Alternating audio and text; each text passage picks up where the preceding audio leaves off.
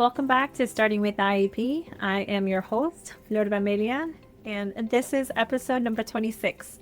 Actually, this episode is a continuation of episode number 25.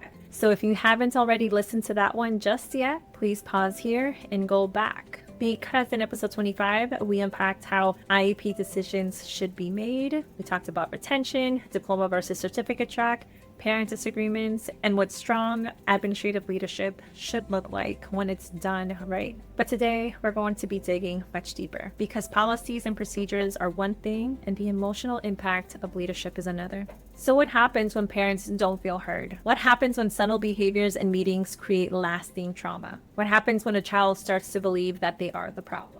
Well, in this episode, Michael and I move into a human side of the IEP leadership, the trust that can be built or broken in a single meeting. We talk about IEP trauma and how it forms, why parents are sometimes labeled as difficult, the power dynamics inside those IEP meetings, and how administrators can shift from authority to true partnership. If this conversation resonates with you, make sure to follow the podcast so you never miss an episode. Please take the moment to like, comment, and share. Your engagement helps us reach more families who need that support. And if you want structured guidance preparing for your next IEP, visit www.startingwithiep.com, where you'll find our courses, tools, and parent resources designed to help you walk into those meetings confident, prepared, and grounded. So let's step into part 2. So I understand the whole relationship part of it.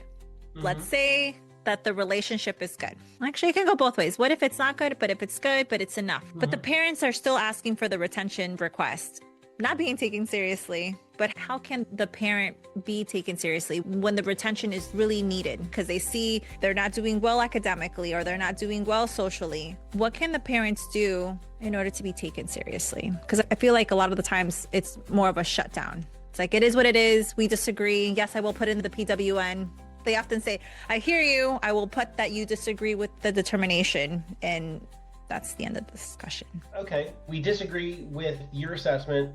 We, as a team, we're going to decide this. Okay, you could go a step ahead, above, and fight it.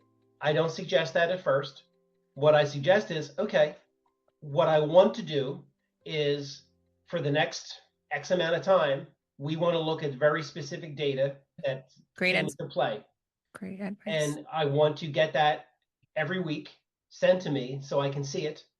And then in a month, I'd like to speak to the teacher outside of the team to talk one-on-one. And if you're talking every week, you'll hear all this information ahead of time to figure out where we are. And then another benchmark is then once we get to a different point, reconvene a team, because you can reconvene a team anytime you want if you request a team meeting.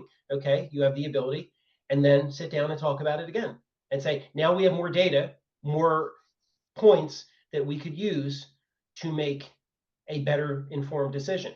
Okay, better we're still informed not there decision. yet. And then we can make, okay, then we can do 2 more months or another month and get more data. The more information, the better the decision. But people go from, oh, I hear you, we disagree, to a fight. Okay, I get it. Let's give it this amount of time. This is what I'm requesting. Blah, blah, blah. Put it in writing. Make sure you get it. And then analyze it. And then come back and do it again. Until that decision has to be made because the data is really undeniable that it has to be done. It saves the fighting. Okay, a couple more months or a couple more weeks, not going to make a difference one way or the other. So you just get more data. Data-driven decisions are the best decisions made. Yes. Okay. And if you have it, it's very powerful. That's how I would do it. I agree. I really love how you put that because a lot of the times, yes, you're right. With data, the parents can go further. I love how you put that because you were like, oh, I hear you. We disagree. And then the parents can go further. But like you said, you don't suggest that. I have done so many IEP meetings that this stuff just floats in my head when I sleep, I think. But in that instance, and not because I was the best at it, there's better people who did it. But in that instance, more than likely what I would have said was, I hear you.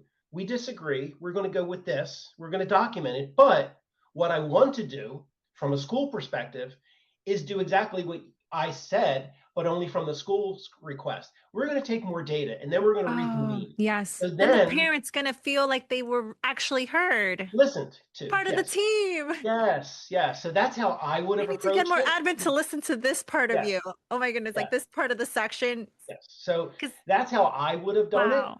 to avoid a problem that we're not listening. Because that's the biggest thing I've always heard. You don't listen. You're not hearing me. You're not hearing me when I tell you X, Y, and Z. I am.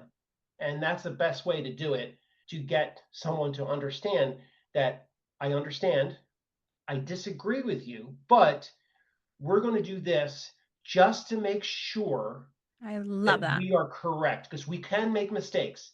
Schools who say no, and it's an emphatic no, and it's a hard line no, are wrong. Schools make mistakes every single day. The problem is a lot of schools don't own their mistakes. A good leader in a school will say, you know what, we made a mistake. This is the mistake. This is what we did. This is how we're going to fix it. This is how we're not going to have that mistake again. But if you do it the way I suggested, then you've That already was beautiful. outlined what you can do to get more information. That decision may not change, but at least you are the one who you initiated it. And again, that parent now feels heard, seen, and wow, I have a relationship with that person. They're trusting me. Yeah. And that's how it's built. Oh, that was beautiful. I can see it. I can see how a parent that had past trauma, and if the admin would have said that, they would have been like, wow, this is not the experience that I had before. This is a different experience. I can put my guard a different way and it's going to be better because they just experienced a different experience. Thank you so much for that. That was really great. Well, but that's the other thing. That's why principals, administrators, you can't be in every meeting. And sometimes parents would say, you need to be at the meetings. I can't be at the meeting. I have another meeting to go to, blah, blah, blah. Your job as a leader is to make sure that the people who are sitting and making decisions in those meetings are doing it the same way that you would do it. Now, you have me running a Personalities. meeting, you running a meeting, probably a different way. But I all understand. the Yes. really bigger points of how to do things should be very consistent. And it should be consistent with the person who is running the school. So my job would be to get everybody on the team who's running meetings to make sure that they do the same things that I would do in their Mm. own personality, in their way. Okay. Not the way I joke around, I have some fun. Okay. Things like that. I can tell you one of the first things I did before I started any meeting was, because sometimes you have to get right into making decisions. First thing, before we started, go around the table, tell me one thing that you saw in this past time frame that the student really excelled at and got real positive. And everyone went around and said, I saw Evelyn jump over a chair and she was so excited, blah, blah, blah, blah, blah. Or I saw Michael do this. Instead of, you know what, Michael failed his state I assessment, he wasn't know. performing, Yes. he's this, that, and the other thing. Start off with Yeah. the positive. Positives. Give me one great thing that happened this school year that we want to talk Yeah. about before That's we start. I go around the room, start, and then go right into where we needed to go. The parents like, wow, I'm hearing all these things. It's not made up stuff. It's not yeah. just telling you stuff that you want to hear. It's real stuff. There's always positive things that happen in classrooms with kids, tough kids, kids with disabilities, really tough kids. You can find positive things, okay, if Yeah. you're really paying attention. Okay, that's what you start off with. That's what the parent Yeah. wants. We To need to tell you hear, that. to Yes, feel. yes. Without, you know Yes. what? Sorry, Michael's just underperforming and he's just not Yeah. a horrible student, and we need to add more services because he's never going to be excelling and blah blah. Whoa, timeout. Let's not go Yeah. there.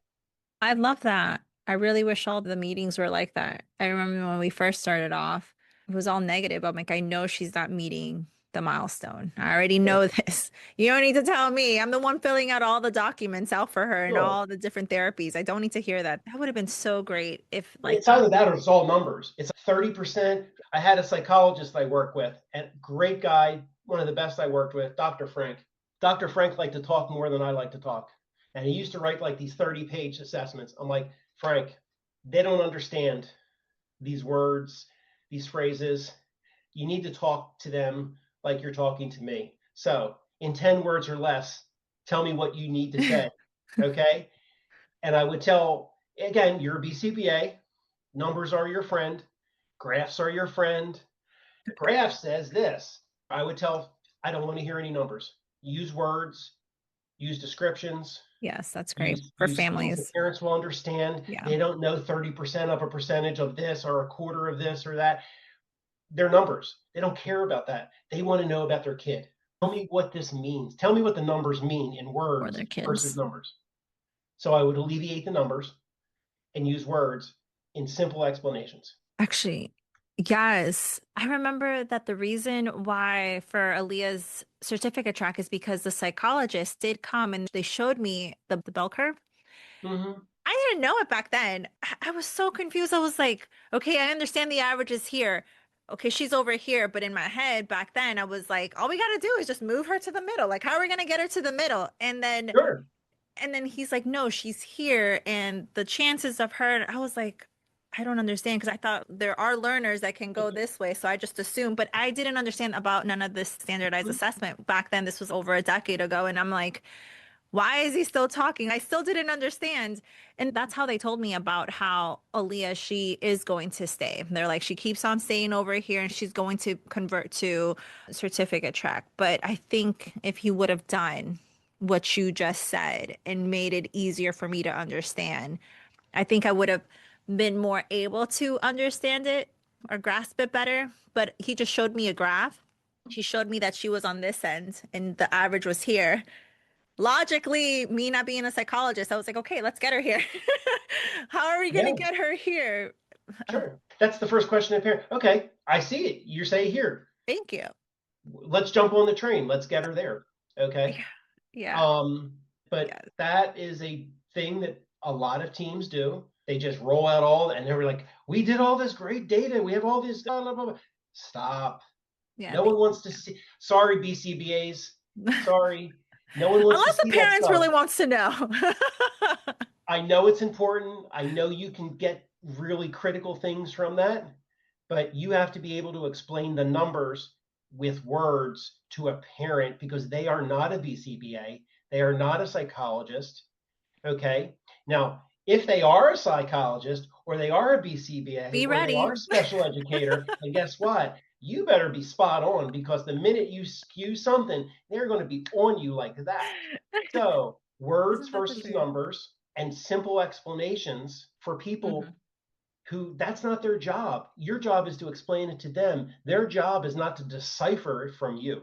It's funny. I've noticed that I've had more workshops for parents to help them understand their child's BIP because they're like in the meetings, they say two on average or three or this, and they're like, how are they getting this number? I don't see it here, but I'm hearing them speak. And I'm like, don't worry, I'll give you the training. I'm also telling families, you can tell them to explain it to you. They're like, oh, the meeting was already 2 hours long. I was like, you can tell them aside that they have to describe, sit down with you and break it down. But I've noticed there's been just a huge more increase and more interest because families have been hearing this and they have been intimidated by the numbers because no one is really explaining it to them. So I have noticed that. Well, that's the other problem. Meetings are so darn long because people do not do the work ahead of time. Okay. Yes. As the chair of the meeting, your job is to Yes. make sure that everyone, you're not going to read from 5 pages when it's your time, speech pathologist. You're going to tell me in a paragraph what you want to tell me versus reading a document that the parent already has and they were given 5 days before because that's the Hmm. parent's responsibility to read that, to come in with questions. So I would tell teams, okay, we're going to go around. You're going to give me a synopsis, you changing services, you taking something out, you moving something. I want to know Yeah. that in that time frame. Boom, boom, boom, and then open it up for discussion. But Yeah. don't We'll talk read. about it ahead of time. That was one of my Yes, best IEPs as a yes, parent is when yes, everything is done ahead of time.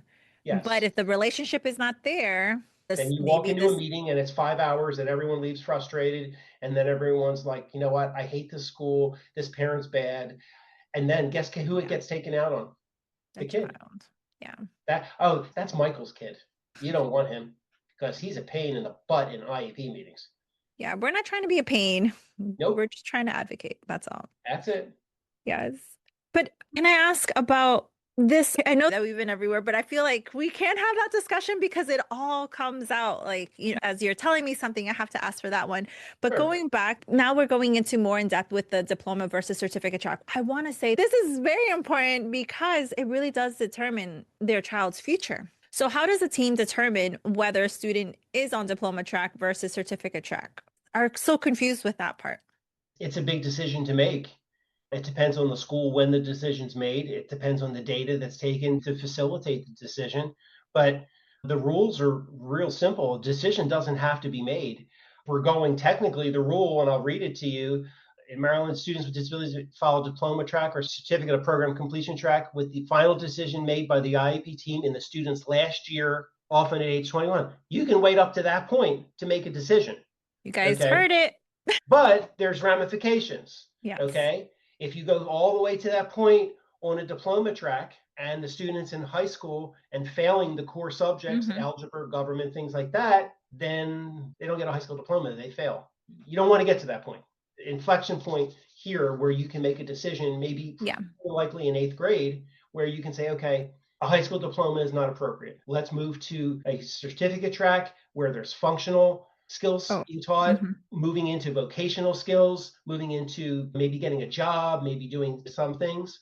But when schools say you have to make a decision here, that is absolutely not the truth. You don't have to. You can wait. The reason why schools want to do it, here's the secret, is because their state assessment data doesn't look good because the student's failing. And that's a hit on the school. So they want to move the student into that 1%, into a student who's taking an assessment for students with significant cognitive disabilities or an alternate assessment. It's better for their assessment data.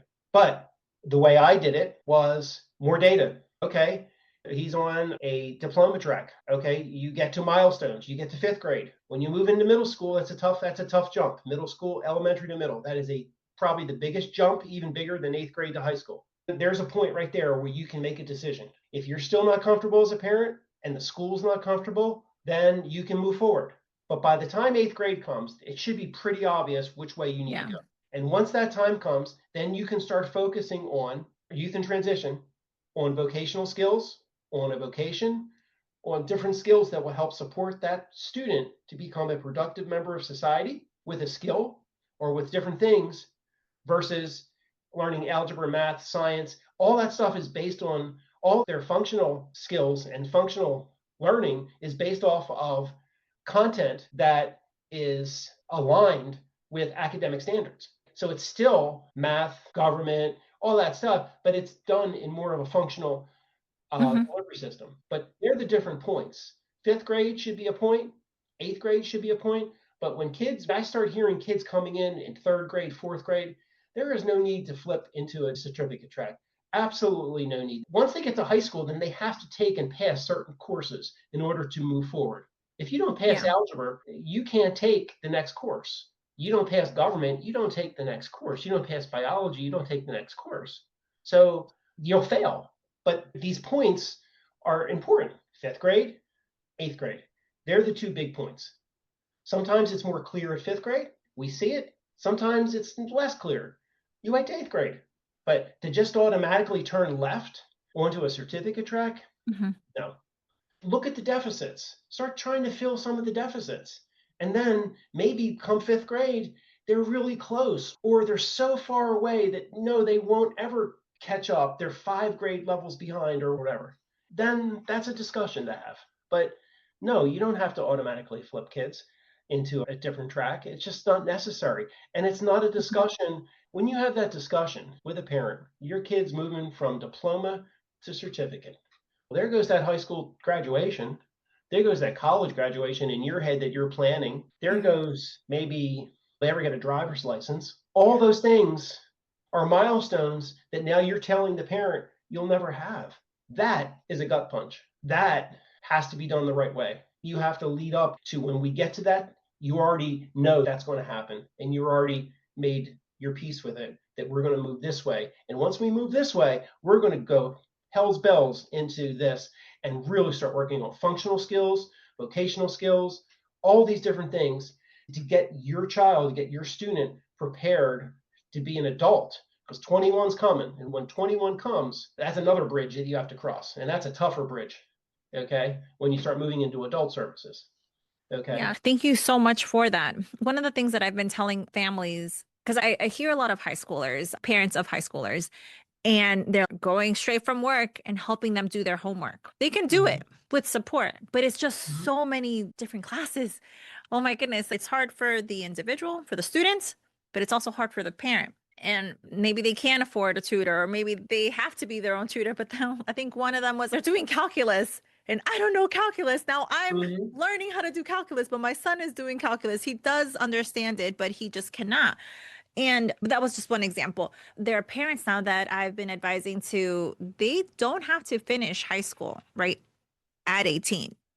They can't extend it because it's just too many classes. And I'm like, do they want to be a full-time student in college also? Or do you think we should slowly maybe do a part-time student as a college student once they acclimate, then they can be a full-time student, like slowly add more credits there. But I've been telling families like maybe 18 is not it. And a lot of the downfall for the parents is then they won't graduate with their class. I'm like, okay, well, we have to weigh things. Do you want them to graduate with their class, or do you want them to be more mentally, emotionally stable? Because there's just so much stress, so much stress. I heard a mom 2 weeks ago then, she was like, we're going to go certificate track. She can do the work, but it's just too much work. It's just too much work. And I'm like, oh no. It's because mom is burnt out, child's burnt out. But if they can just adjust the classes a little bit more, they can go a long way. So I really do appreciate for you to say it is 21. So parents do have options, but then there are other parents that had no idea that they can extend it. I have a family now that's currently part-time school. He goes to school part-time from, I think they open up at 8. He has to get in the bus a little bit earlier than that, but his mom picks him up right before lunch at noon. And he's going to be there. He's on diploma track until he's 21, but he's a part-time student, high schooler. He actually made that request. He doesn't want to be in school all day. He prefers it to just be half a day. He said he can focus well and he doesn't mind. He doesn't care about graduating with his class. But for him, what's most important is not too much stress. He wants to take a class, just the little tiny classes, not all of the classes all at once. Possibly he could work. Okay. But again, these are discussions you have with the families and make the best decision for the kid. You brought up calculus, and parents, I can't do calculus. I can't do calculus either. I could manage a $12 million budget, but calculus is really out of my skill set. What I used to do, and these are partnerships that you build when you're running schools. When I had kids that needed that support, where do you go to? You go with the people who are really doing it. You go to a university and you find these college kids who need these credits or these courses that they take to go out into the community for credit. And you partner them up with some young college kid who's doing it and who's really good at it, who wants to come to your school as a tutor, maybe not a paid tutor, but someone he's going to get credit for in class to help support your students. Okay. But you have to build those partnerships with universities. So you have to have a partnership with the university to go in and say, hey, Flor, I need some kid who knows calculus really well to help support 5 kids in my school. Do you have someone who is taking these courses who needs credit to do it? Absolutely. And that's how you get these resources that parents can't afford and you don't want to pay for as a school because you don't have the money. But the kids need the credit in college, so you go to them. It's an internship that's benefiting both the college kid and it's benefiting your student. They each get what they need. That's a partnership. I love that idea.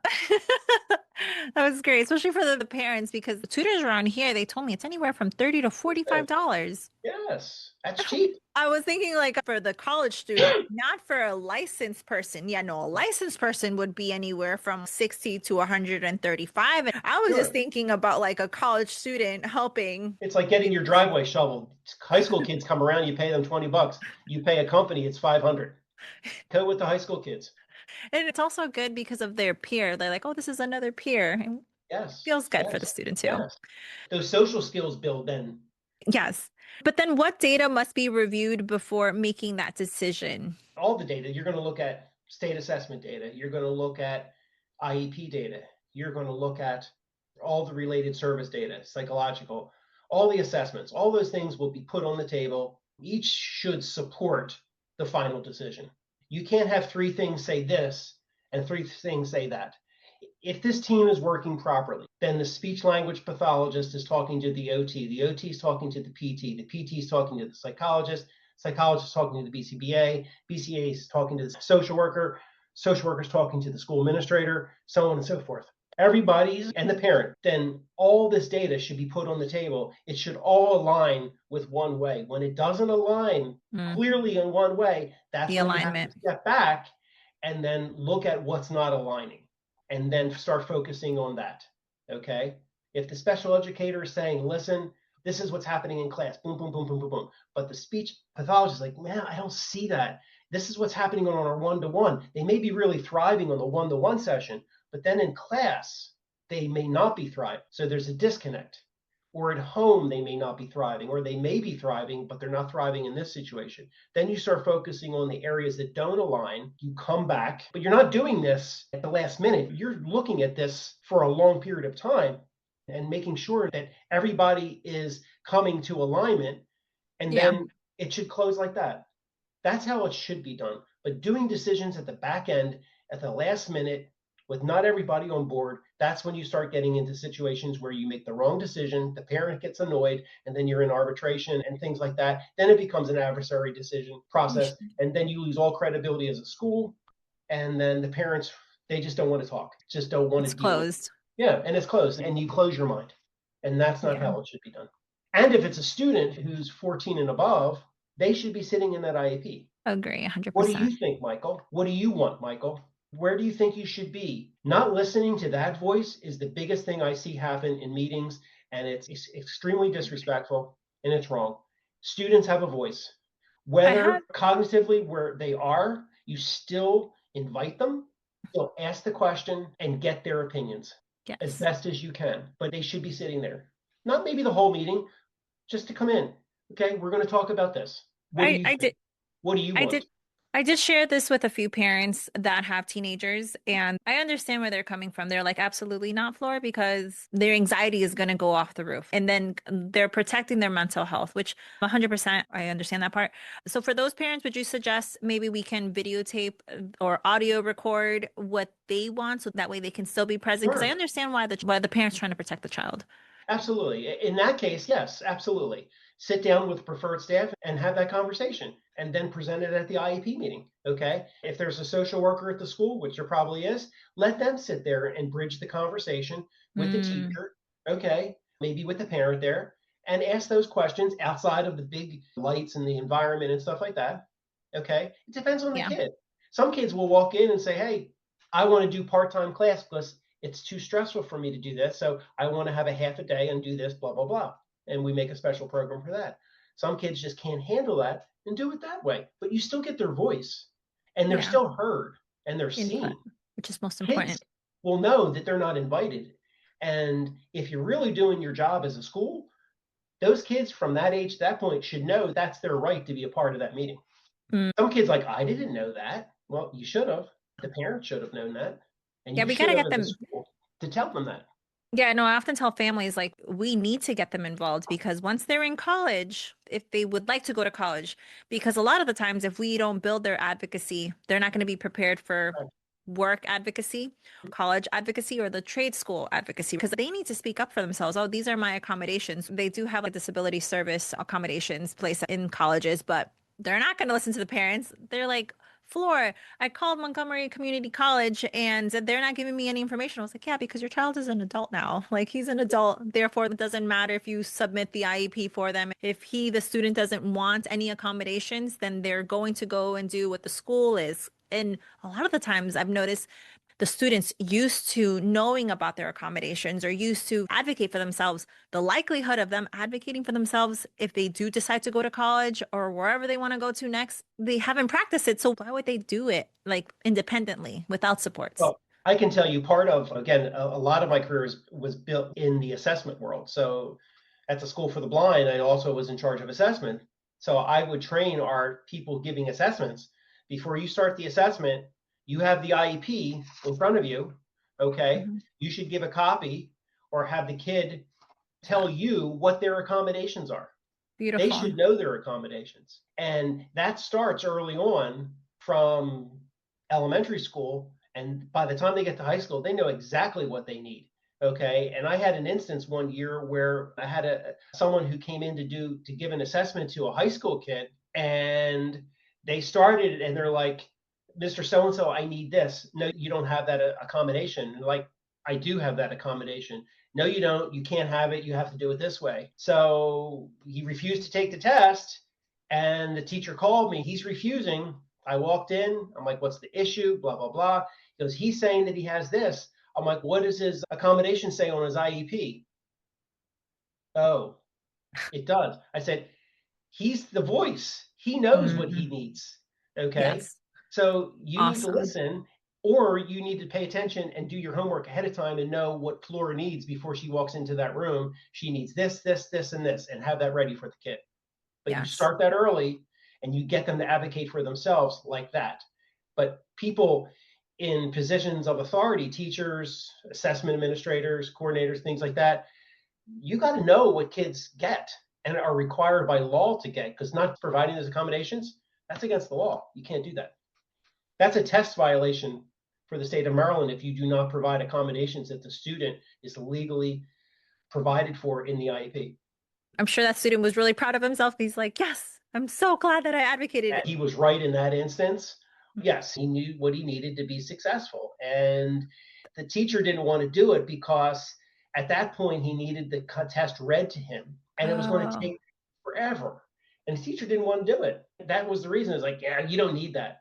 You can do it. It's like, no, you need to read it to him. So it's going to take a long time.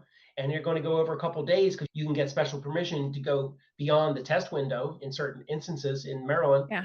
But the teacher just wanted to be a little bit lazy and not do it. And it's like, this is how it has to happen. You're going to be with this person for a couple of days doing this test. Oh, you reminded me when I was a middle school teacher that I remember it was a team talk class and everyone was taking their test. And this specific student, it said for him to be in a different classroom, right? Not in that setting, not where everyone else was sitting. Oh, I'm having trouble speaking because this is like a nightmare for me. I remember that the teacher was saying to the student out loud in front of the rest of the kids, this is what made me feel so uncomfortable. I'm so sorry for raising my voice. But in front of the rest of the kids, it was like, do you want the test read aloud to you? And then Mm, he was like, no, I can read it. And then she's like, see, Flor, all you gotta do is just put him in that classroom. Because I wanted to read it out loud to him, but she wanted me to do other things for the classroom. So she was like, no, no, no. He can read it to himself. But of course he's going to say sure. no because he was embarrassed in front of the rest of the classroom Correct. that he was going to be read to. And no, Correct. no one else's business. That was no one else's business. Oh, I felt so Correct. bad. I felt so, I have seen that happen. I'll give you a great example. Again, I worked with kids who were blind, visually impaired, and there are some kids that both used Braille and large print. They had that both on their IEP. Okay. So, as a coordinator for assessment, if that student, then they would have a Braille copy of a test and they would have a large print copy of a test. Okay. And both of them are presented because it's more than likely a one-to-one administration. If it's Braille, it's a one-to-one administration for the most part. Then the student gets to make the decision, okay, what would you want to use, the Braille format or would you like to use the large print format? What's going to work better for you? You have the capability to use both. What do they use in class most of the time? For this couple kids that I'm thinking about, large print, but sometimes kids would go back to the Braille. It would be more detailed and they could get the question better using Braille versus visually assessing it. Okay. But they got both. They were given both and they could go back and forth. if they They didn't choose to. have to guess. But going in, you're right. I'm going to say, oh, no, you don't need to read it to me because I want to be with my buddies. I want to be cool. But then you put yourself Yes. in a deficit and then where are you? But I've also seen kids like, nope, I need it. Thank you. And those accommodations are in the IEP. That's what you have to use. Thank you for that. The students that need to be outside of the classroom for extended time or a different environment Mhm. for those assessments, I tell them before that assessment is like, hey, do you just want to wait here and I'll get you from here? Because it's so awkward. I understand this because when I was in high school, I have ADHD and I hated when people would get up and I'm like, I'm the last one, like taking my test. And I'm like, I need to reread everything because I'm like focusing on everything else but my test. So I understand being seen like the last one to take your test or like the one that has to leave the classroom. what's going on over here? How come this student gets to leave? So when a teacher understands that the student doesn't want to be different from the other students, I don't know if other teachers do this, but I make sure I'm like, hey, just wait for me in the office, or wait for me in this other classroom where the teacher is taking the lunch, and I'm like, hey, I'll pick them up from here. So that way they're not outcasted. And it has a lot to do with their mental health. And I just really worry Sure. about our middle schoolers and our high schoolers and our elementary schoolers, how they feel Yeah. compared to the other kids. Oh, Kids sorry. are Okay. mean sometimes. Yeah, kids get picked on, kids get bullied, and it's because they may dress different, look different, be different, have a disability, but none of those differences make them different. It's how you address Yeah. the differences. Okay. Oh, wow. Thank you so much. Everything that you're saying, but I know I'm so sorry. I feel like I'm doing over your time. Last question though. Is that okay? No, To do I'll a go part on for as two. long as you want. I'll do part three, part four, whatever you Okay. want. Yeah, because the families are going to learn so much. So I thank you. can't say no to you. So, Oh, no, but and I'm thank you glad so I could. much, because this is so good for the families to hear, especially from the admin side of it. So thank you. So my last question would be is what questions should parents ask before agreeing to the certificate track? What would you suggest for them to ask, for them to also feel? Because I feel like for me, I felt like I was a bad mom. I felt like, man, why did I agree to that afterwards? But I did understand consistently going on. Great question. So once you move to certificate track, what does that mean for my child? What does the coursework look like? What's the academics look like? What will we be focusing on in the classroom if we're not focusing on algebra, biology, government, physics? What does that look like? That's what you need to know. What skills are they going to be working on? Okay. Now, obviously, they have an IEP, there's IEP goals and objectives, things like that. But again, now that they're moving into a high school 14 and above, they need to start getting ready for the adult world. So, is this program based in and developed for kids learning to move forward into the adult service world? Is there a vocational track? Is there skills that they're going to pick up, or programs that are going to be built for my child to participate in to get these skills to do things? Okay. Just don't want them sitting in class and just watching videos. Yeah. So knowing what that program looks like and knowing how it's going to be adapted for that specific student, because it is an individual education plan, that's the things that you need to know.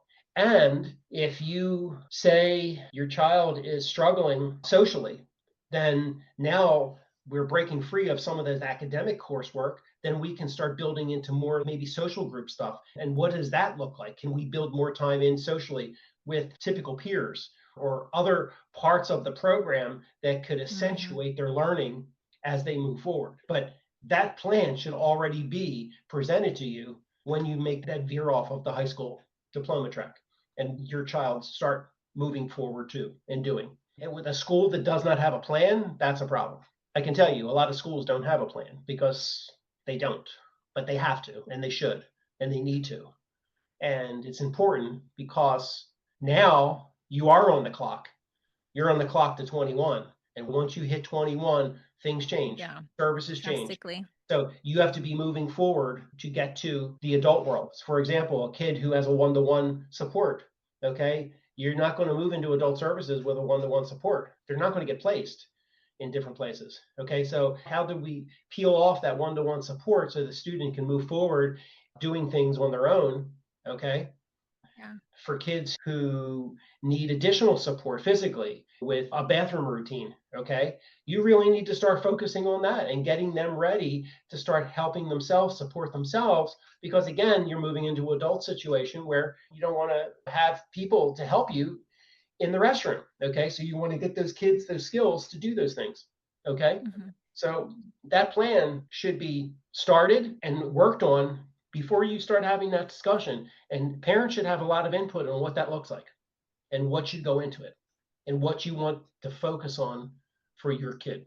Oh, that's so beautiful. Thank you. I really wish I would have heard that way back. So I really hope that helps the parents, because I want to say that was a really hard decision. It would be more like accepting it and not fighting a little bit more. And I think Mhm. parents just feel bad, but you're like, the data's there, it's all lining up. And I think you said it so beautifully because it was like, yeah, you're letting go of the high school. Actually, we had to let go of the preschool graduation part of it because they didn't do it for the special education, which I thought was really weird. How come we're not having a preschool graduation? In New Jersey, we had it, and in Iowa, we had it. And then they were like, in Maryland, we don't have it. And I'm like, okay, I'm going to let go. There's no middle school graduation, there's no high school graduation. So I was like, is this education for my daughter? This education looks different. Two things I loved running a school. One, buses. Loved buses, going every day in the morning, in the afternoon, saying good morning and saying goodbye. Sometimes at the end of the day, it's like, get on the bus. Whew, see you later, bye. We're done. It's mom now. There are some days like that, and you know that. Some days, mom, it's like, get on the bus, go to school. It's your time. The other thing is graduation. I can remember the graduations that I led for kids, and they were powerful, they were meaningful. They didn't get a high school diploma, but I'll tell you what, we celebrated those kids for all the things that they brought to the table, and all the things that they were going to take into the adult world. And I can tell you, I miss that because parents, family members, everybody was always there. There's never a dry eye in the room because you just celebrated all the positive things about the kid. Yeah. In a regular graduation, you don't get to talk about.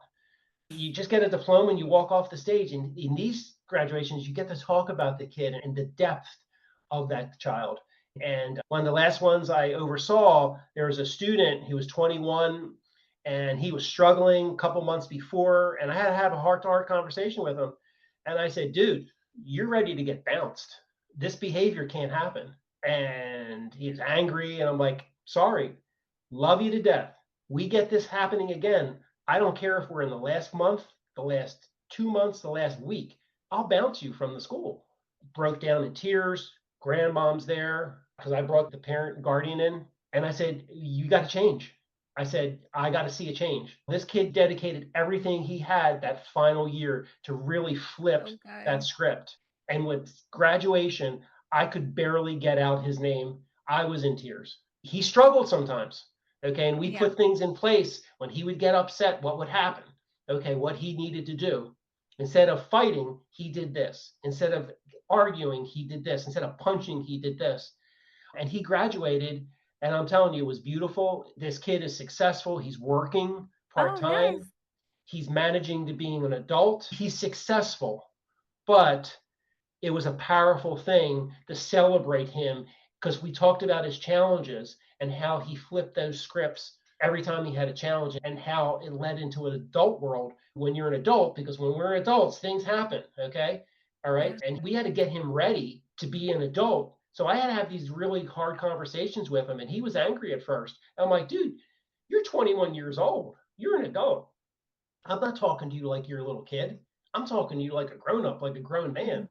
You need to do these things in order to be successful, or you're not going to be successful. And I don't want to find out 5 years from now when I meet you that you're not successful because you have the skills to be successful. And he is successful. But it's a powerful thing. Those graduations are important. The milestone, you don't get the diploma, but you get to hear the breadth of experience that these kids, because they had to climb a mountain. And the mountains that these kids climb are tall, but they do it because we're holding them and we're guiding them and we're giving them a push every once in a while, but they get to it. Your mountain's here, my mountain's there. Not everyone's mountain's the same, but we get there at some point. And that's success. And that's what we celebrate. You don't get the piece of paper, but you get all the other stuff. And that's, I think, even more valuable. Beautiful. Oh, I love how you put everything. I think when you speak, it's so good for parents to hear. Remember the first time I met you, I was like, I can't believe this. I'm not used to people thinking like that. So thank you so much for expressing the way that you have expressed, sharing everything you expressed. Thank you for the I'm curious statement. You're right. It's easier to say that I'm curious how you got there versus like, how Yeah. did you get there? Now, I can tell you, sometimes I don't use my own advice, okay, but I catch myself and I'm like, wait a minute, and then I go into it. But yeah, it works. I'm telling you, it works. Yeah, I was like, that simple statement, you're right. it smoothes things out. Thank you so much. We'll definitely have a most likely Okay. part 3. Okay. I did my homework, so I did a lot of homework for this, so I'm ready. Thank you, Michael. I appreciate having the opportunity to talk to you, and I hope this can help support parents. And again, you have my information. If anyone has a question, they can get in touch with me, and I'll be happy to answer any questions. Thank you. Bye.